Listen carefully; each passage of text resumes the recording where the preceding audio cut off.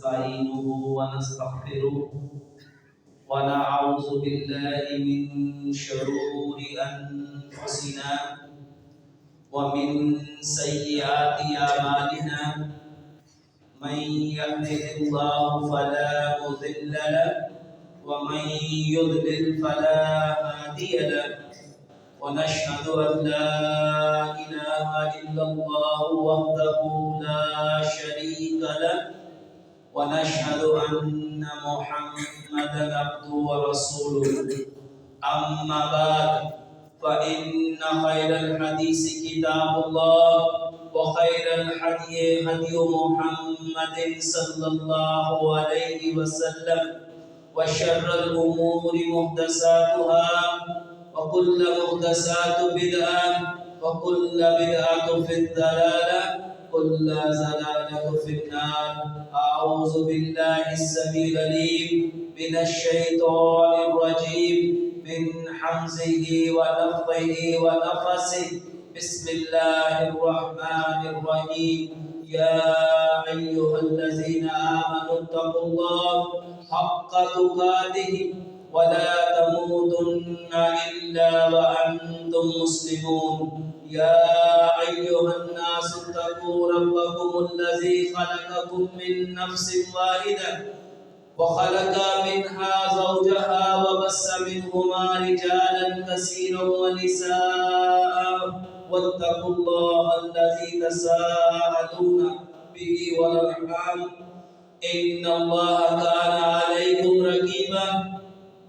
يا أيها الذين آمنوا اتقوا الله وقولوا قولا سديدا يصلح لكم أعمالكم ويغفر لكم ذنوبكم ومن يطع الله ورسوله فقد فاز فوزا عظيما.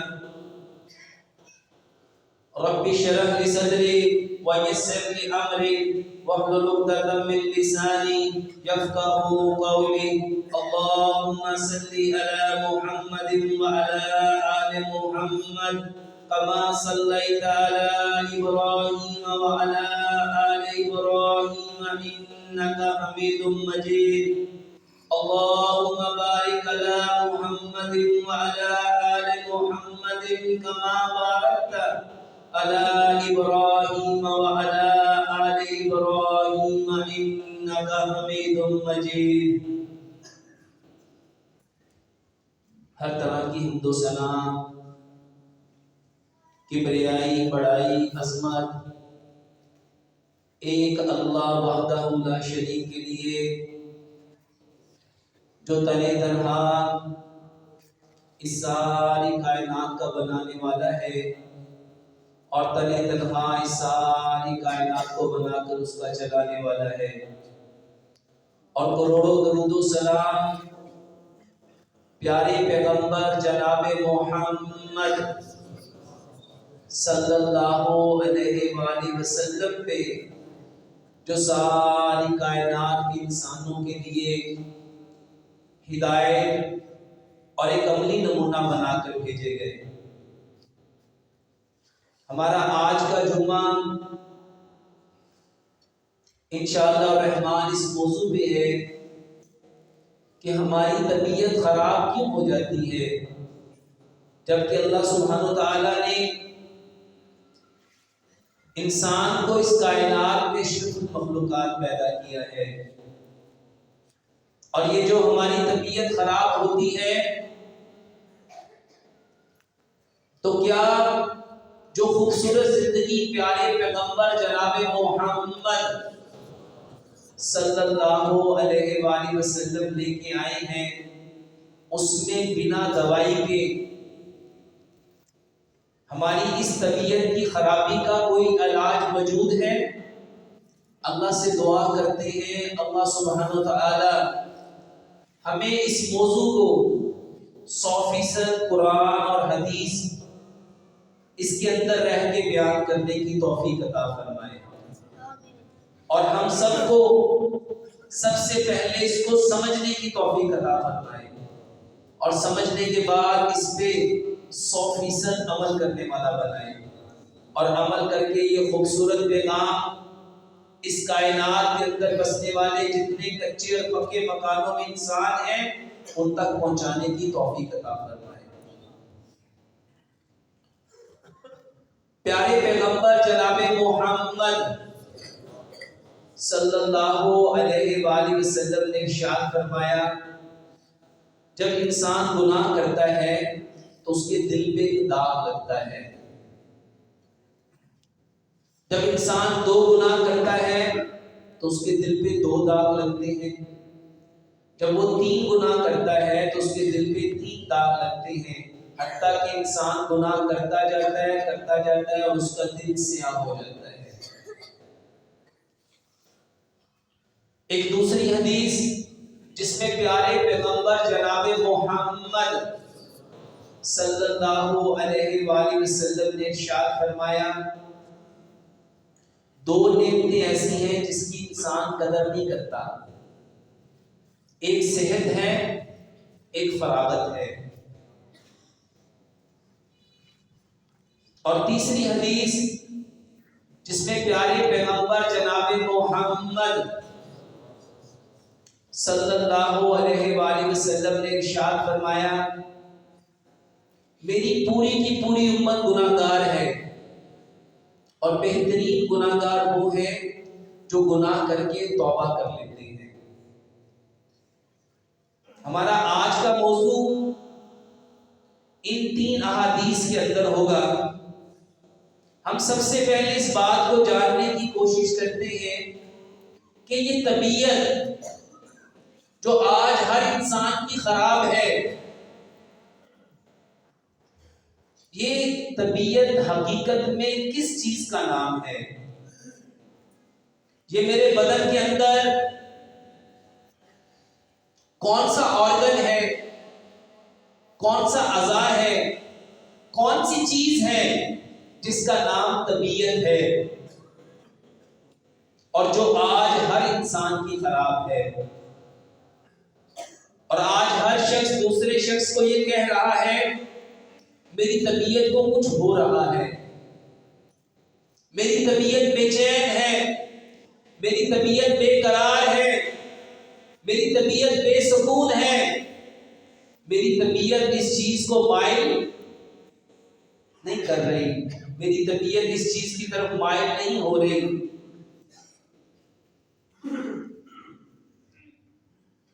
اس بات کو سمجھنے کے لیے کہ یہ طبیعت کیا ہے، 2 چیزوں کو جاننا ہے۔ انسان 2 چیزوں سے مل کے بنا ہے، ایک بدن ہے جس کو اللہ سبحانہ وتعالی نے مٹی سے پیدا کیا، اس کو مٹی میں واپس لے جانا ہے اور کل قیامت والے دن مٹی سے دوبارہ پیدا کرنا ہے۔ اور دوسری چیز روح ہے جو امر ربی ہے، جو علیین سے آئی ہے اور وہ واپس علیین میں ہی جانا چاہتی ہے۔ امام ابن قیم اپنی کتاب زاد المعاد میں لکھتے ہیں کہ جب روح بدن میں آتی ہے تو وہ صاف اور شفاف ہوتی ہے، اس نے کسی نافرمانی کو، کسی گناہ کو، کسی سیئات کو دیکھا ہی نہیں۔ اور جب انسان گناہ کرتا ہے تو جو بات پیارے پیغمبر جناب محمد صلی اللہ علیہ وآلہ وسلم نے ارشاد فرمائی، جب انسان گناہ کرتا ہے تو اس کے دل پہ داغ لگتا ہے۔ ایک گناہ کیا، 1 داغ لگا، 2 گناہ کیے، 2 داغ لگے، 3 گناہ کیے، 3 داغ لگے، حتیٰ کہ انسان گناہ کرتا جاتا ہے اور اس کا دل سیاہ ہو جاتا ہے۔ اور دوسری حدیث جس میں پیارے پیغمبر جناب محمد صلی اللہ علیہ وآلہ وسلم نے ارشاد فرمایا، میری پوری کی پوری امت گناہ گار ہے اور بہترین گناہ گار وہ ہے جو گناہ کر کے توبہ کر لیتے ہیں۔ یہ طبیعت کس پارٹ آف باڈی کا نام ہے؟ میرے محترم بھائی اور بہنوں، یہ جو دل ہے، اس دل کے اندر یہ جو دھک دھک ہے، یہ جو ہارٹ بیٹ ہے، یہ جو پلس ہے، یہ جو نبض ہے، یہ جو دل کی دھڑکن ہے، یہ حقیقت میں روح ہے۔ اور جب انسان کی روح نکلتی ہے تو پوری باڈی میں سے ایک چیز نکلتی ہے، اور وہ ہے دل کی دھڑکن۔ جس انسان کی روح نکلتی ہے، اس کی یہ جو پیلپیٹیشن ہے، یہ جو ہارٹ بیٹ ہے، یہ جو پلس ہے، یہ جو نبض ہے، یہ بند ہو جاتی ہے۔ اور آپ نے اکثر ٹی وی میں دیکھا ہوگا کہ ایک لائن اپ اینڈ ڈاؤن چل رہی ہوتی ہے جو مریض کے ساتھ، جو اس کی ہارٹ بیٹ کو مینشن کر رہی ہوتی ہے۔ اور جب تک اس کا دل دھڑکتا ہے، اس کو الیکٹرو کارڈیوگرافی کہتے ہیں، ECG۔ وہ کبھی اپ جاتی ہے، کبھی ڈاؤن جاتی ہے، کبھی اپ جاتی ہے، کبھی ڈاؤن جاتی ہے۔ یہ اس بات کی دلیل ہے کہ اس کا دل دھڑک رہا ہے۔ لیکن جب روح نکلتی ہے تو وہ دھڑکن فلیٹ ہو جاتی ہے، ختم ہو جاتی ہے۔ میرے محترم بھائی اور بہنوں، روح اس دل کی دھڑکن کا نام ہے۔ اور جب ہم نے گناہ کیا تو وہ داغ کس پہ لگا؟ اس روح کے اوپر لگا۔ اور جب روح پہ داغ لگتا ہے تو روح بے چین ہوتی ہے، روح بے قرار ہوتی ہے، روح بے سکون ہوتی ہے۔ روح کے اندر یہ بے چینی، بے قراری، بے سکونی کیوں آئی؟ کیونکہ روح کو خبر ہو گئی کہ اگر یہ داغ اسی طرح رہا، اس انسان نے اس داغ کو صاف نہ کیا، تو میں واپس اپنے اصل مقام علیین کی طرف جا سکتی نہیں ہوں، بلکہ مجھے اس گناہ کے سبب، اس داغ کے سبب مجھے سجین میں جانا پڑے گا۔ اور میرے محترم بھائی اور بہنوں، روح جانتی ہے سجین کیا ہے، جس کے بارے میں اللہ سبحانہ و تعالیٰ نے قرآن میں فرمایا وَمَا أَدْرَاكَ مَا سِجِّينٌ۔ تم سجین کے بارے میں کیا خبر رکھتے ہو؟ تمہیں کیا ادراک، تمہیں کیا معلوم، تمہیں کیا پتا؟ تو یہ جو روح کی بے چینی ہے، بے قراری ہے، بے سکونی ہے، یہ طبیعت کی خرابی ہے۔ اور طبیعت خراب کیوں ہوئی؟ اس کے بارے میں ایک چوتھی حدیث، جس میں پیارے پیغمبر جناب محمد صلی اللہ علیہ وآلہ وسلم ارشاد فرماتے ہیں، آپ صلی اللہ علیہ وسلم جب کسی بیمار کے پاس جاتے تھے تو آپ فرمایا کرتے تھے لا باس طہور انشاءاللہ، کہ اس بیماری کے آنے میں کوئی حرج نہیں ہے، یہ آئی ہے تمہیں پاکیزہ کرنے۔ بیماری کے آنے میں کوئی حرج نہیں ہے، یہ آئی ہے تمہیں پاکیزہ کرنے، اگر اللہ نے چاہا۔ تو یہ بیماری اصل میں کس لیے آئی؟ وہ جو طبیعت خراب ہوئی وہ کس وجہ سے ہوئی؟ وہ داغ لگا تھا۔ اور حقیقت میں ہم نے کرنا کیا تھا؟ جو پیارے پیغمبر جناب محمد صلی اللہ علیہ وآلہ وسلم نے ارشاد فرمایا میری پوری کی پوری امت گناہگار ہے۔ اب یہ جو گناہ ہے یہ دل پہ داغ لگاتے ہیں. اور پیارے پیغمبر جناب محمد صلی اللہ علیہ وآلہ وسلم نے کیا ارشاد فرمایا؟ میں محمد صلی اللہ علیہ وآلہ وسلم ایک دن میں 70 بار توبہ کرتا ہوں. اور دوسری روایت میں فرمایا 100 بار توبہ کرتا ہوں. یہ توبہ کیا ہے؟ توبہ حقیقت میں اس روح کے اوپر لگا ہوا جو داغ ہے اس کو دھونے کا نام ہے. توبہ روح کے غسل کا نام تھا. یعنی ہم اس بات کا اقرار کرتے اے اللہ میں نے ایک ایسا عمل سرزد کر دیا جو صحیح نہیں ہے. وہ دیکھنے کے اعتبار سے ہے، وہ بولنے کے اعتبار سے ہے، وہ سننے کے اعتبار سے ہے، وہ ہاتھ کے کرنے کے اعتبار سے ہے، وہ پاؤں کے اعتبار سے ہے، یا وہ کسی بھی اعتبار سے ہے جو صحیح نہیں ہے. میں سب سے پہلے اس بات کا اقرار کرتا ہوں کہ میں نے وہ عمل کر لیا، اور پھر اے اللہ میں اس عمل پہ شرمندہ ہوں.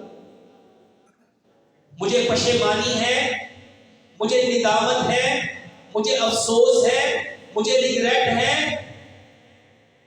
اور پھر اپنی آنکھ سے آنسو نکالنا اس کیے ہوئے عمل کے اوپر جو صحیح نہیں ہے، افسوس کے ساتھ، شرمندگی کے ساتھ، پشیمانی کے ساتھ، ندامت کے ساتھ اپنی آنکھ سے آنسو نکالنا، اور پھر اپنے رب سے عہد کرنا کہ جو عمل صحیح نہیں تھا میں دوبارہ اس کو کرنے والا نہیں ہوں، بلکہ اب میں وہ کروں گا اے اللہ جو آپ چاہتے ہیں. میری آنکھ وہ دیکھے گی اے اللہ جو آپ چاہتے ہیں، میرے کان وہ سنیں گے اے اللہ جو آپ چاہتے ہیں، میری زبان وہ بولے گی اے اللہ جو آپ چاہتے ہیں، میرے دل میں وہ خواہشات، وہ آرزویں، وہ تمنائیں، وہ حسرتیں ہوں گی جو اللہ آپ چاہتے ہیں. اور میرے برین میں جو خیالات، جو تھاٹس، جو تھنکنگ سوچے ہیں وہ ہوں گی جو اللہ آپ چاہتے ہیں. ان چیزوں کا نام، اس مجموعے کا نام توبۃ نصوحہ. یہ توبہ ہم نے اس وقت کرنی تھی جب میں نے گناہ کیا، جو داغ میرے دل پہ لگا میں نے توبہ کرنی تھی، اس داغ نے دھل جانا تھا اور روح نے پرسکون ہو جانا تھا، کیونکہ اس کو خبر مل جانی تھی کہ داغ دھل گیا ہے اور ابھی میرے واپس علیین کی طرف جانے میں کوئی چیز رکاوٹ نہیں ہے، اور طبیعت نے ٹھیک ہو جانا تھا. لیکن افسوس ہم نے توبہ نہ کی، ہم اپنے اس عمل کے اوپر پشیمان نہ ہوئے جس عمل نے میرے دل پہ داغ لگایا. مجھے کوئی ندامت، کوئی افسوس، کوئی پشیمانی، کوئی ریگریٹ ہوا ہی نہیں. میری آنکھ نے آنسو بہائے ہی نہیں، میرا دل مضطرب ہوا ہی نہیں، میرے اندر بے چینی، بے قراری، بے سکونی آئی نہیں. میں نے اپنی زبان سے اپنے گناہ کا اعتراف کیا نہیں. وہ عمل جو پیارے پیغمبر جناب محمد صلی اللہ علیہ وآلہ وسلم نے ایک دن میں 70 بار کیا، وہ توبہ جو ایک روایت میں 100 بار کیا، وہ روح کا غسل جب میں نے کیا ہی نہیں تو روح پریشان ہو گئی، روح بے چین ہو گئی، روح بے قرار ہو گئی. اس کو یقین ہو گیا کہ اب میں واپس اپنے اصل مقام، اصل ٹھکانے، اصل علیین کی طرف واپس جا سکتی نہیں ہوں، بلکہ مجھے اس داغ کی وجہ سے، اس گناہ کی وجہ سے سجین میں جانا پڑے گا۔ اب طبیعت خراب ہوئی اور ہم گئے ڈاکٹر کے پاس۔ وہ جو ڈاکٹر ہے اس کا جو سورس آف انفارمیشن ہے، اس کے پاس جو معلومات ہے وہ روح کے بارے میں ہے ہی نہیں، کیونکہ اس نے روح کا کوئی چیپٹر پڑھا ہی نہیں۔ اس کو علیین کی بھی خبر نہیں، اس کو سجین کی بھی خبر نہیں، اس کو اس گناہ کی بھی خبر نہیں، وہ جس دل کے اوپر لگا اس کو اس کی بھی خبر نہیں، اس کو توبہ کی بھی خبر نہیں، اس کو یہ جو استغفار ہے اس کی بھی خبر نہیں۔ اب جو خبر اس کو ملی، جو اس نے ساری زندگی پڑھا، وہ نظام تعلیم، وہ نظام معاشرت جو ساری زندگی وہ سیکھتا رہا، اس نے اسی کے اکارڈنگ، اور جو علم اس نے، حالانکہ یہ علم نہیں تھا، یہ فن تھا، جو فن اس نے سیکھا اس میں یہ انفارمیشن، یہ معلومات، یہ علم تھا ہی نہیں۔ اب اس نے جو سیکھا تھا وہ اس نے آپ کو بتایا کہ بھائی صاحب آپ کا تو بلڈ پریشر بڑھ گیا، یہ طبیعت خراب کیوں ہو رہی ہے؟ آپ کے بلڈ پریشر بڑھنے کی وجہ سے یہ طبیعت خراب ہو رہی ہے، آپ کے کولیسٹرول بڑھنے کی وجہ سے یہ طبیعت خراب ہو رہی ہے، آپ کے دل کے مسائل کی وجہ سے یہ طبیعت خراب ہو رہی ہے، آپ کی شوگر کی ریڈنگ بڑھنے کی وجہ سے یہ طبیعت خراب ہو رہی ہے، آپ کے جگر کے خراب ہونے کی وجہ سے، معدے کے خراب ہونے کی وجہ سے، آپ کے پھیپھڑوں کے خراب ہونے کی وجہ سے، یا آپ کے جسم میں جو نظام ہیں وہ صحیح کام نہیں کر رہے۔ آپ نے اس کی بات کو مان لیا، اور میرے محترم بھائیوں اور بہنوں، جو بات ہم نے اس کی مانی آج سے 15 سال پہلے، اور بندہ بلڈ پریشر کی دوائی کھا رہا ہے، 15 سال سے کھا رہا ہے، کیا ٹھیک ہو گیا؟ کیا جس کے جگر کا مسئلہ تھا اس نے 70 انجیکشن 72 انجیکشن لگوا لیے، کیا اس کا جگر ٹھیک ہو گیا؟ جس کو شوگر تھی 25 سال پہلے ڈاکٹر نے بتایا طبیعت خراب اس لیے ہوئی ہے کہ تمہارا پینکریاز انسولین نہیں بنا رہا، اس کی وجہ سے جو میٹھا کھا رہے ہو وہ گلوکوز میں کنورٹ نہیں ہو رہا، جو تم چیز لے رہے ہو میٹھے کی صورت میں وہ خون میں جمع ہو رہی ہے۔ تو 25 سال سے جس نے شوگر کی دوائی کھائی، کیا اب اس کا میٹھا ہضم ہو گیا؟ اس کے پینکریاز نے انسولین بنا دی؟ یا 25 سال سے دوائی کھانے کے باوجود پہلے صرف شوگر تھی، اب گردوں کا مسئلہ بھی بن گیا، اب جگر کا مسئلہ بھی بن گیا، اب آنتوں کا مسئلہ بھی بن گیا، اب ہڈیوں کا مسئلہ بھی بن گیا، اب آنکھوں کا مسئلہ بھی بن گیا؟ کیونکہ جو خرابی تھی، جو بیماری تھی، جو اصل سبب تھا وہ تو داغ تھا، وہ تو روح کے اوپر لگا ہوا وہ گناہ تھا۔ میرے محترم بھائیوں اور بہنوں، جو بندہ 25 سال سے 30 سال سے 15 سال سے 10 سال سے دوائی کھا رہا ہے، کیا اس کی طبیعت ٹھیک ہو گئی؟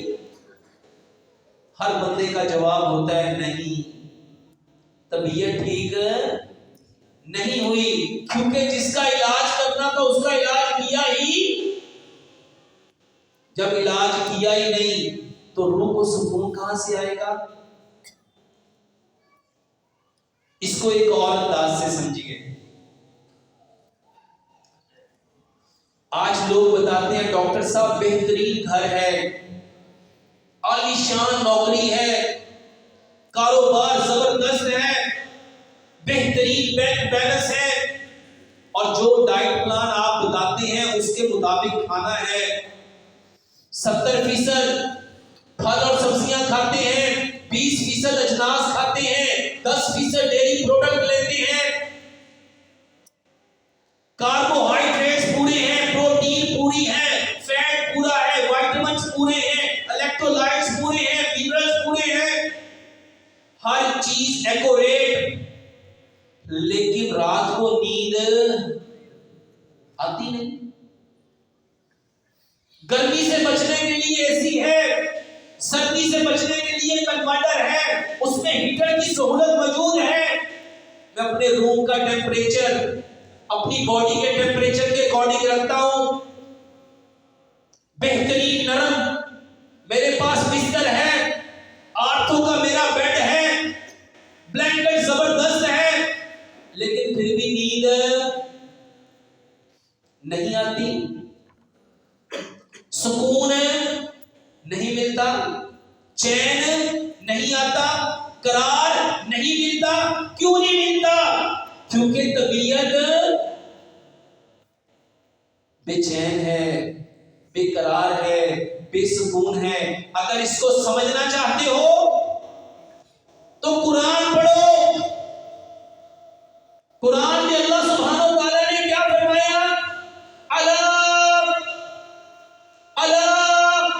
بِذِكْرِ اللَّهِ تَطْمَئِنُّ الْقُلُوبُ۔ یہ جو تمہارے دلوں کا چین ہے، یہ جو تمہارے دلوں کا قرار ہے، یہ جو تمہارے دلوں کی راحت ہے، یہ جو دلوں کی سیٹسفیکشن ہے، وہ کس میں ہے؟ وہ تھا اللہ کا ذکر، وہ تھا اللہ کا ذکر۔ اور ہم نے دل کو سکون دینے کے لیے ہارٹ ٹونک لے لیے، ہیلدی ٹونک لے لیے، ہیلدی ڈائٹ پلان، اور اپنی عقل سے، اپنے شعور سے، اپنے فہم و فراست سے ہم سمجھ رہے ہیں میں اپنا سکون خود سے حاصل کر سکتا ہوں، کیونکہ میں پڑھا لکھا ہوں، ایجوکیٹڈ ہوں۔ میں ایسا زبردست ڈائٹ پلان بناؤں گا، اللہ کی قسم ساری کائنات کے نیوٹریشن مل جائے اور آپ کو بہترین چیزیں کھلائیں پلائیں۔ اگر روح سکون میں نہیں ہے تو زندگی سکون میں آ جائے گی؟ یہ نرم بستر، گرمیوں میں آپ کے اے سی، سردیوں میں ہیٹر، کیا آپ کو پرسکون نیند دلا دیں گے؟ یہ جو آج زندگیوں میں بے چینی ہے، بے قراری ہے، بے سکونی ہے، تلخی ہے، تنگی ہے، گھٹن ہے، سبب کیا ہے؟ وجہ کیا ہے؟ ہم نے وہ جو اسلام، وہ جو وحی آسمانوں سے آئی تھی، وہ وحی جو اللہ سبحانہ و تعالیٰ کا فرمان، جو پیارے پیغمبر جناب محمد صلی اللہ علیہ وآلہ وسلم کا فرمان، اس کو زندگیوں سے میری طبیعت خراب نہیں ہوگی تو کیا ہوگا؟ ذرا ایک لمحے کے لیے سوچو، پوری کائنات جس پہ سورج چمکتا ہے، مشرق سے لے کے مغرب، شمال سے لے کے جنوب، یہ پوری کائنات اللہ کے ہاں اگر ایک مچھر کے پر کے برابر حیثیت رکھتی تو اللہ کسی کافر کو ایک گھونٹ پانی نہ پلاتا؟ اس بے وقت دنیا کے لیے، اس مردار دنیا کے لیے، جب ایک بھائی اپنے بھائی کا حق مارتا ہے، ایک بھائی اپنی بہن کا حق مارتا ہے، ذرا سوچو اس کی طبیعت کیسی ہوگی؟ اور بہن کا حق مار کے، بھائی کا حق مار کے، جو اچھا کھانا کھاؤ گے، بہترین لباس پہنو گے، بہترین چیزیں اپناؤ گے، کیا وہ روح کو سکون دے سکتی ہے؟ کیا طبیعت کبھی پرسکون ہو سکتی ہے؟ جو اپنے بھائی کو دھوکہ دے رہا ہے، تھوڑے سے نفے کے پیچھے، تھوڑے سے مال کے پیچھے، جو ایک بھائی اپنے بھائی کے ساتھ چیٹنگ کر رہا ہے، ڈوجی کر رہا ہے، اپنی چیز، سستی چیز کو قسمیں کھا کے اپنے بھائی کو دھوکہ دے رہا ہے، کیا اس کی طبیعت کبھی پرسکون ہوگی؟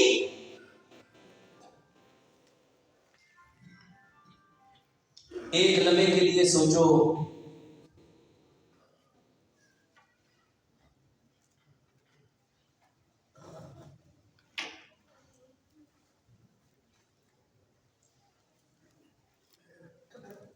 ایک لمحے کے لیے سوچو، جھوٹ بولنے والا، جس روح کو پتا ہو کہ اس کے یہ الفاظ، اس کے یہ کلمات، اس کے یہ جملے اللہ کے ہاں لعنت کا مستحق قرار پا رہے ہیں، کیا وہ روح کبھی پرسکون ہو سکتی ہے؟ جو اپنے بھائیوں کو خوش کرنے کے لیے، اپنے دوستوں کو خوش کرنے کے لیے جھوٹ بول رہے ہیں، قصہ گوئی، کہانیاں، آج جھوٹ پرینک، انٹرٹینمنٹ کے لیے، انجوائمنٹ کے لیے، تھوڑی دیر کی دل کی سیٹسفیکشن کے لیے جو جھوٹ بول رہا ہے، جو جھوٹ سن رہا ہے، اس کی طبیعت کیسے پرسکون ہو سکتی ہے؟ جس روح کو خبر مل گئی کہ اس پہ اللہ کی لعنت برستی ہے، وہ روح کیسے پرسکون ہوگی؟ جو روح یہ دیکھے یہ گالی دے رہا ہے، وہ روح کیسے پرسکون ہوگی؟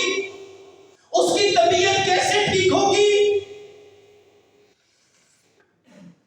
جو غیبت کر رہا ہے اور روح جانتی ہے کہ غیبت کرنے والا ایسا جیسے اپنے مردہ بھائی کا گوشت کھانے والا، اور جو اپنے بھائی کا گوشت، مرے ہوئے بھائی کا گوشت کھا رہا ہے، اب اس کا بہترین کھانا، اس کے پھل، اس کی سبزیاں، اس کے ڈرائی فروٹ، اس کی اجناس، کیا اس کے بدن کو کبھی تقویت دے گی؟ کیا کبھی اس کی طبیعت پرسکون ہوگی؟ جو دیوس ہے، جو دیوس ہے، جس کی ماں، جس کی بہن، جس کی بیٹی، جس کی بیوی بے پردہ ہو کے گھر سے نکلے، جو اللہ کے غضب کو دعوت دے، کیا اس کی روح، اس کی طبیعت ٹھیک رہ سکتی ہے؟ کیا اس کے بدن میں سکون آ سکتا ہے؟ یہ طبیعت اس لیے خراب ہے کہ ہمیں ان اعمال کے اوپر کیا کرنی تھی؟ توبہ، توبہ، توبہ۔ اور ہم نے کیا سمجھا؟ یہ تسبیح پکڑی، استغفر اللہ، استغفر اللہ، استغفر اللہ، 100 بار کر لی، میرے دل میں کوئی ملال نہیں آیا،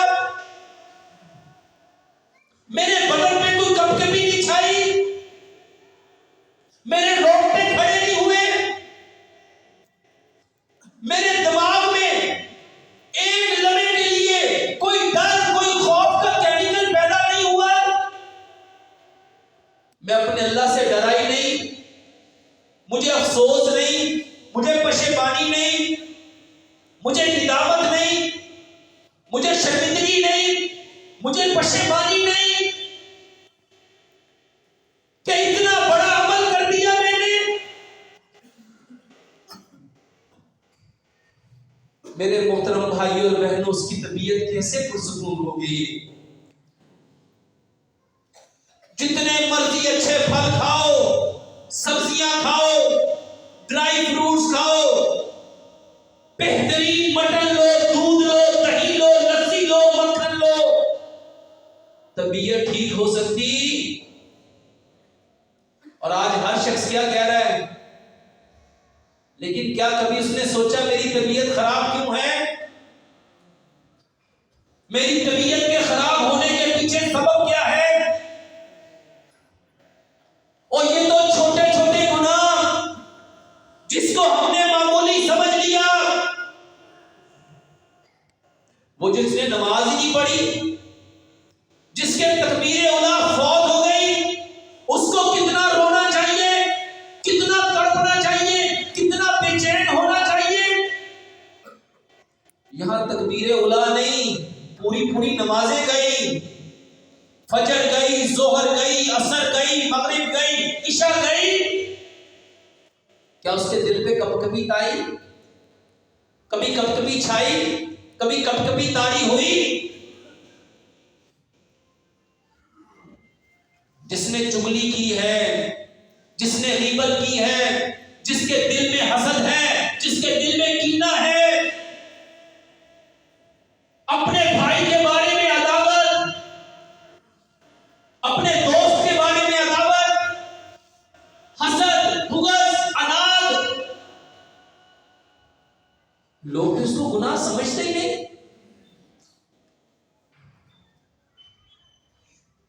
جس کے اندر غصہ بھرا ہوا ہے، اٹھتا غصے سے ہے، بیٹھتا غصے سے ہے، کھاتا غصے سے ہے، پیتا غصے سے ہے، بولتا غصے سے ہے، چلتا غصے سے ہے، کبھی اس کی طبیعت ٹھیک ہو سکتی ہے؟ ہماری طبیعت خراب کیوں ہے؟ ہم نے کبھی یہ جاننے کی بھی کوشش کی؟ میرے محترم بھائیوں اور بہنوں، یہ بہت بڑا موضوع ہے۔ ہماری طبیعت خراب کیوں ہے؟ کیونکہ ہم نے پیارے پیغمبر جناب محمد صلی اللہ علیہ وآلہ وسلم کا لایا ہوا دین چھوڑ دیا۔ حکیم لقمان سے کسی نے پوچھا تھا ہم بیمار کیوں ہوتے ہیں؟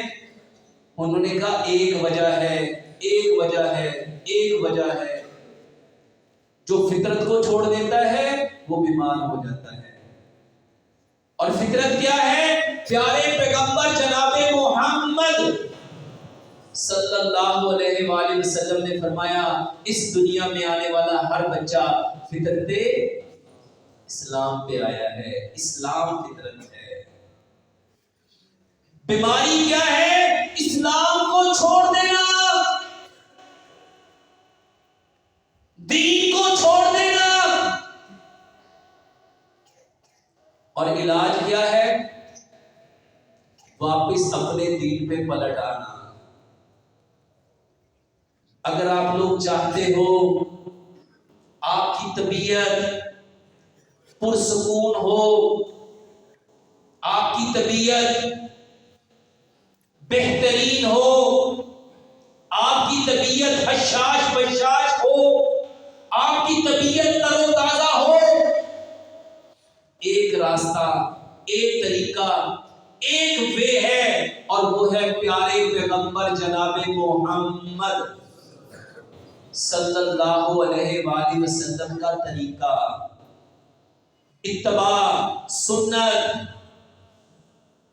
جس کام میں پیارے پیغمبر جناب محمد صلی اللہ علیہ وآلہ وسلم کو فالو کرو گے وہ ٹھیک ہوتا جائے گا، اور جہاں آپ نبی صلی اللہ علیہ وآلہ وسلم کو چھوڑ کے اللہ کے حکم ہیں وہی جو قرآن کی صورت میں آئی اور پیارے پیغمبر جناب محمد صلی اللہ علیہ وآلہ وسلم نے اس وحی پہ عملی طور پہ جو کر کے دکھایا، یہ دین ہے، یہ فطرت ہے، یہ علاج ہے۔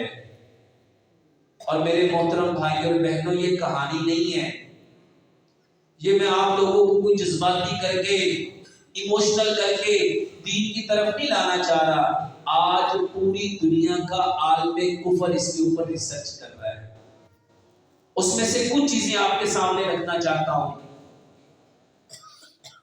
نبی صلی اللہ علیہ وآلہ وسلم فرمایا کرتے تھے اپنے بھائی کو خندہ پیشانی سے ملو.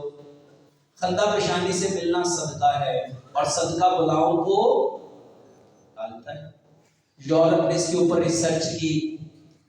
یہ مسکرانا کیوں ہے؟ یورپ نے ریسرچ کی جو بندہ مسکراتا ہے اس کا برین 4 قسم کے کیمیکل پروڈیوس کرتا ہے. اس میں سے ڈوپامین، انڈورفن، سیروٹونین اور آکسیٹوسن پیدا ہوتا ہے. اور جیسے ہی یہ کیمیکل پیدا ہوتے ہیں جب انسان مسکراتا ہے اس کے اندر مسکراہٹ کے جو کیمیکل پیدا ہوتے ہیں سب سے پہلے اس کو خوشی کا احساس دلاتے ہیں. مسکرانے والا بندہ ہمیشہ خوش رہتا ہے. اور میرے محترم بھائیوں سائنس کہتی ہے جب اس کے اندر یہ کیمیکل پیدا ہوا اس کا دل بھی مسکراتا ہے، اس کا جگر بھی مسکراتا ہے، اس کے گردے بھی مسکراتے ہیں، اس کی آنتیں بھی مسکراتی ہیں، اس کی ہڈیاں بھی مسکراتی ہیں، اس کے پٹھے بھی مسکراتے ہیں، اس کا دماغ بھی مسکراتا ہے، اس کی آنکھیں بھی مسکراتی ہیں. اور جس کے اندر آتا ہے غصہ اس کے اندر کیمیکل کون سا پیدا ہوگا؟ غصے والا. تو جس کے اندر غصے والا کیمیکل پیدا ہوا اس کا دل بھی غصہ کرے گا، جگر بھی غصہ کرے گا، معدہ بھی غصہ کرے گا، آنتیں بھی غصہ کرے گی، اس کے گردے بھی غصہ کریں گے، ہڈیاں بھی غصہ کرے گی اور اس کے جسم کا ہر اعضا کیا کرے گا؟ یورپ نے مسکرانے پہ ریسرچ کی اور باقاعدہ لافنگ تھراپی علاج بن گیا. نبی صلی اللہ علیہ وآلہ وسلم جب ملتے تھے جس کو ملتے تھے ہمیشہ کیسے ملتے تھے؟ مسکراتے ہوئے. اور سچ بتاؤ آج ہم ایک دوسرے کو کیسے ملتے ہیں؟ اور اسلام سب سے زیادہ جس چیز سے ڈراتا ہے نا وہ منافقت ہے. منافقت ہے. شرک کے بعد اگر کوئی گناہ ہے دیکھو سب سے اوپر جہنم ہے، پھر جہنم ہے، پھر سقر ہے، سعیر ہے، لظہ ہے، حطمہ ہے اور سب سے نیچے حاویہ. حاویہ کون سا مقام ہے؟ جہاں پوری جہنم جس سے پناہ مانگتی ہے. اور یہ کس کے لیے ہے؟ منافقین کے لیے. اور منہ پہ تو مسکرا کے مل لیا اور اندر دل میں کیا رکھا؟ میرے محترم بھائیوں جیسے اندر سے ہو ویسے ہی باہر سے نظر آؤ. یہ جو کینہ ہے نا، کینہ یورپ نے اس کے اوپر ریسرچ کی. یہ کینہ کتنا بڑا گناہ ہے اس کو ذرا اس حدیث سے سمجھو. لیلۃ القدر کی رات اللہ سب کی بخشش کر دیتے ہیں سوائے 4 لوگوں کے. ایک وہ جو مستقل شرابی ہے، ایک وہ جو ماں باپ کا نافرمان ہے، ایک وہ جو قطع تعلق کرتا ہے، اور چوتھا جس کے دل میں کینہ ہے. اور کینہ کیا کہتے کسے ہیں؟ کینہ کہتے ہیں عداوت کو، دشمنی کو. انہیں میرے نال سائنس کہتی ہے یہ جو برین ہے یہ چیزوں کو پکڑ لیتا ہے. کسی نے آپ کو دکھ دیا، درد دیا، چیٹنگ دی، جھوٹ بولا، فریب کیا، آپ کے پیسے آپ سے لوٹ لیے، آپ کو مارا، آپ کو گالی دی، آپ کو بے چین کیا، بے قرار کیا، بے سکون کیا، آپ کے دماغ نے اس کو کیا کیا؟ پکڑ لیا. اور ہم کہتے نہیں وقت آ لیندے ممی انہوں چھڑنا. یہ کینہ ہے. اور جس کے دل میں کینہ ہے اس کی بخشش ہونی. اچھا جس کی لیلۃ القدر کی رات بخشش نہیں ہوگی، وہ رات جو 1000 مہینوں سے بہتر ہے جس کی بخشش اس رات نہیں ہونی، بتاؤ میرے محترم بھائی اور بہنوں اس کی بخشش کب ہوگی؟ سائنس کہتی ہے یہ دماغ اس کو پکڑ لیتا ہے جو دوسرا دیتا ہے اور اس کے دماغ نے اس کو چھوڑا نہیں. اب لیلۃ القدر کی رات اس کی بخشش نہیں ہونی. بتاؤ اس کے بخشش نہ ہونے کے پیچھے سبب کیا تھا؟ جو اس نے پکڑ لیا. سائنس کہتی ہے جو برین پکڑتا ہے نا اس کو پکڑنے کے لیے اس کو طاقت چاہیے. جس بندے نے اس کو پکڑا تو اس کے جسم کی طاقت خرچ ہونی شروع ہو جائے گی.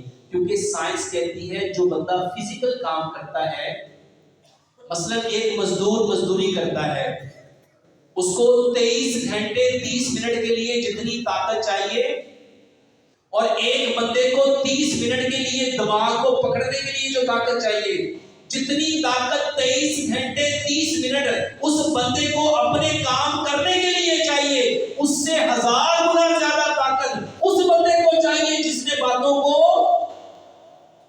پکڑا ہوا ہے. اور آج ہر بندہ کہتا ہے ڈاکٹر صاحب میرے نا پٹھے کمزور ہو گئے، میرے پٹھے. سائنس کہتی ہے جو معاف نہیں کرتا، جو چھوڑتا نہیں ہے، اس کے اعصاب، اس کے نرو ڈیمیج ہو جاتے ہیں. اور گھر جا کے تجربہ کرنا، گھر جا کے تجربہ کرنا، کوئی معمولی سے معمولی چیز لینا. یہ مثلاً ایک نوٹ ہے، آپ اس کو ایسے پکڑ کے صرف 5 سے 10 منٹ رکھنا. 5 سے 10 منٹ آپ کا یہ بازو اس کو پکڑ سکتا، اس کو پکڑ سکتا. 5 منٹ کے بعد کیا ہوگا؟ یہ بازو دھیرے دھیرے دھیرے دھیرے، اور صرف یہ نیچے نہیں آئے گا، آپ کے بائیسیپس، آپ کے ٹرائیسیپس، آپ کا شولڈر، آپ کا اسکیپولا، آپ کا چیسٹ، یہ سارے مسل اسٹیف ہو جائیں گے. یہ سارے مسل کتنی دیر میں؟ سوچو. جو کینہ یہاں میں نے پکڑا ہے اپنے بھائی کے بارے میں، اپنے دوست کے بارے میں، اپنے ہمسائے کے بارے میں، اپنے رشتہ دار کے بارے میں، اس نے مجھے کتنا کمزور کیا. اور جو یہاں سے نہیں چھوڑے گا اس کو برین ہیمریج ہوگا، وہ پیرالائز ہوگا، اس کے دماغ کی نس پھٹے گی، اس کو فالج آئے گا، وہ ہمیشہ کے لیے بلڈ پریشر کا مریض بنے گا. کیسے بنے گا؟ اس کو سمجھو. یہ دماغ ہے، دماغ نے اگر کسی چیز کو پکڑ لیا تو اس کو پکڑنے کے لیے طاقت چاہیے. یہ طاقت کس نے دینی ہے؟ اس کے دل نے پمپ کرنا ہے اور خون اوپر جائے گا. اب جب ایک چیز پکڑی ہوئی ہے مستقل، تو اب دل کو مستقل اس کو کیا دینا پڑے گا؟ خون. جب اس کو دل کو مستقل خون دینا پڑے گا تو اس کو پمپ کرنا پڑے گا. اس کو اس مثال سے سمجھو. آپ نے اوپر اینٹ پھینکنی ہے، اینٹ پکڑی پھینک دی، پھر پکڑی پھر پھینک دی، پھر پکڑی پھر پھینک دی. کتنی بار پھینک سکتے ہو؟ ایک وقت آئے گا آپ کے بازو، آپ کے سارے جسم میں کیا شروع ہو جائے گی؟ یہ جتنے لوگوں کے دل میں درد ہے انہوں نے معاف کرنا سیکھا، انہوں نے یہاں سے چھوڑنا سیکھا. آج سائنس نے اس کے اوپر ریسرچ کی اور باقاعدہ فارگیونیس تھراپی علاج بن گیا. معاف کرنے سے بیماریوں کا علاج، مسکرانے سے بیماریوں کا علاج، وضو سے بیماریوں کا علاج. یہ جو ہم 5 وقت وضو کرتے ہیں نا، یہ ہمارا رب ہمارے اصل میں علاج کر رہا ہے. پیارے پیغمبر جناب محمد صلی اللہ علیہ وآلہ وسلم نے کیا فرمایا؟ جب بندہ وضو کرتا ہے تو اس کے ہاتھوں کے کیا نکلتے ہیں؟ ہاتھوں کے کیا نکلتے ہیں؟ گناہ. ہاتھوں کے کیا نکلے؟ گناہ. کلی کی تو کیا نکلے؟ گناہ. منہ دھویا تو چہرے کے کیا نکلے؟ کانوں کا مسا کیا تو کانوں کے کیا نکلے؟ پیر دھوئے تھے پیروں کے کیا نکلے؟ اور بیماری کس وجہ سے آئی تھی؟ وہ گناہ کہاں پہ لگا؟ دل میں. جب ہم نے وضو کیا، روح کو پتا چل گیا کہ یہ پاک صاف ہو گیا، اس سے اس کے بدن کے گناہ دھل گئے، روح پرسکون ہو گئی. اور یورپ نے اس کے اوپر ریسرچ کر کے ہائیڈروپیتھی علاج بنا دیا. ہم نے سنا حضرت علی رضی اللہ تعالیٰ عنہ کی جب آنکھیں خراب تھی جنگ خیبر میں، نبی صلی اللہ علیہ وآلہ وسلم نے ان کی آنکھوں میں کیا ڈالا؟ کیا ڈالا؟ سچی بات ہے. وہ ایک صحابی کی آنکھ میں تیر لگا، ڈیلا باہر آ کے لٹک گیا. نبی صلی اللہ علیہ وسلم نے صحابی کی آنکھ میں کیا ڈالا؟ لعاب. بہت سارے لوگوں نے کہا بھائی وہ تو نبی کا لعاب تھا، نبی کے لعاب میں تو ایک تاثیر تھی. ان دو صحابہ کا واقعہ یاد کرو جو سفر میں جا رہے تھے, جنہوں نے قبیلے والوں سے کھانا مانگا تھا, انہوں نے کھانا دینے سے انکار کر دیا تھا. ایک قبیلے کے سردار کو سانپ نے کاٹا, ایک قبیلے کے سردار کو بچھو نے کاٹا. ان دونوں نے, قبیلے والوں نے علاج کیا, علاج ہوا نہیں. کہا قافلے والوں سے پوچھو شاید ان کے پاس کوئی علاج ہو. انہوں نے کہا علاج ہے, بتائیں گے نہیں, کیونکہ ہم نے تم سے کھانا مانگا تھا, تم نے کھانا دینے سے. تو ایک قبیلے والوں سے 60 بکریاں, ایک قبیلے والوں سے 100 بکریاں طے پائیں. اس صحابی نے, ایک طرف ابو سعید خدری رضی اللہ تعالیٰ عنہ تھے, ایک طرف حضرت دجانہ رضی اللہ تعالیٰ عنہ تھے. دونوں صحابہ نے کیا کیا, بسم اللہ پڑھی, سورۃ فاتحہ پڑھی, ان کے زخم پہ کیا لگایا, کیا لگایا, لعاب. وہ بلا چکا ہوا, بکریاں ملی. صحابہ میں 2 رائے ہوئی, نہیں ان سے نفع نہیں لینا, پہلے جا کے کس سے پوچھیں گے, پیارے پیغمبر جناب محمد صلی اللہ علیہ وآلہ وسلم سے, کہ کیا ان بکریوں سے نفع لینا ہے. پیارے پیغمبر جناب محمد صلی اللہ علیہ وسلم نے کیا فرمایا, پہلے یہ بتاؤ تم نے کیا کیا. تو صحابی نے کہا میں نے کیا کیا, اس کے اوپر سورۃ فاتحہ پڑھ کے اپنا تھوک لگایا. نبی صلی اللہ علیہ وسلم نے بتایا پہلے یہ بتاؤ تمہیں کس نے بتایا یہ کافی ہے. اور پھر نبی صلی اللہ علیہ وسلم نے کیا فرمایا, ان بکریوں میں میرا بھی بتانے والے کون, پیارے پیغمبر جناب محمد. اس سے بڑی بات ایک اور بتاتا ہوں میرے محترم بھائیوں, نبی کا مقام تو بہت بڑا, صحابہ کا مقام بہت بڑا. آپ نے کبھی جانوروں کو دیکھا ہے, ان کو زخم ہو جائے تو اپنے زخم پہ کیا کرتے ہیں, اپنے زخم پہ کیا کرتے ہیں, چاٹتے ہیں. ان کو کس نے بتایا, یورپ نے ریسرچ کی اور باقاعدہ سلائیوا تھراپی علاج بن گیا. محترم بھائیوں, دکھ کی بات یہ ہے, درد کی بات یہ ہے, اور وہ تو ہمارے نبی کے ایک ایک طریقے سے علاج ڈھونڈ رہے ہیں, اور ہم نبی کے ایک ایک طریقے سے فرقے ڈھونڈ رہے ہیں. قرآن کیا کہتا ہے, لَيْسَ لِلْإِنسَانِ إِلَّا مَا سَعَىٰ, اور جو جس چیز کی محنت کرے گا وہ اس کو پائے گا. سچ بتاؤ ہم نے کس کو پایا, ہم نے کس کو پایا. ہر بندہ اپنے دل پہ ہاتھ رکھ کے پوچھے میری طبیعت خراب کیوں ہے, جبکہ میں اشرف المخلوقات, پوری کائنات میں سب سے بہترین, اور جس انسان کو اللہ نے اپنے ہاتھ سے بنایا, ساری مخلوقات کو اللہ نے کن کہہ کے پیدا کیا, اور انسان کو اپنے ہاتھ سے جس مٹی کو گوندا, جس مٹی کو اپنے ہاتھ سے تشکیل دیا, وہ کس قدر بہترین ہوگا, جس کے لیے قرآن میں قسمیں والتین والزیتون وطور سینین وہذا البلد الامین, لقد خلقنا الانسان فی احسن تقویم,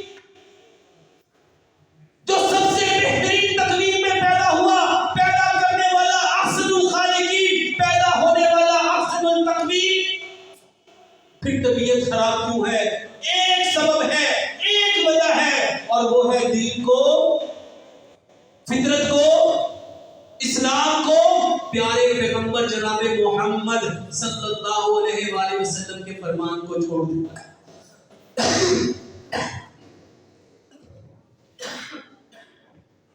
ہم نے حقیقت میں نبی صلی اللہ علیہ وسلم کے طریقے کو چھوڑ دیا, اور یہی سبب ہے ہم پریشان ہیں, ہم بیمار ہیں. واللہ نجات کا ایک راستہ ہے. بیماریوں سے بچنا چاہتے ہو, تکلیفوں سے بچنا چاہتے ہو, دکھوں سے بچنا چاہتے ہو, غموں سے بچنا چاہتے ہو, اپنے رزق کو بڑھانا چاہتے ہو, اپنے اندر طاقت, شجاعت, بہادری, دلیری لانا چاہتے ہو, ایک راستہ ہے, اور وہ ہے محمد صلی اللہ علیہ وسلم کا. جو نبی صلی اللہ علیہ وسلم کے طریقے پہ آئے گا میرے محترم بھائی وہ خیر کو پائے گا, اور جو نبی صلی اللہ علیہ وسلم کے طریقے کو چھوڑ دے گا وہ ہمیشہ کے لیے دنیا میں بھی ذلیل ہوگا, قبر میں بھی رسوا ہوگا, حشر میں بھی پشیمان ہوگا, اور آخرکار اس کا ٹھکانہ کہاں ہوگا, جس کی اس نے بات کو ماننا ہوگا. اللہ سے دعا کرتے ہیں اللہ سبحانہ وتعالیٰ ہمیں 100% اسلام کو سمجھنے کی توفیق عطا فرمائے. وما علینا الا البلاغ المبین.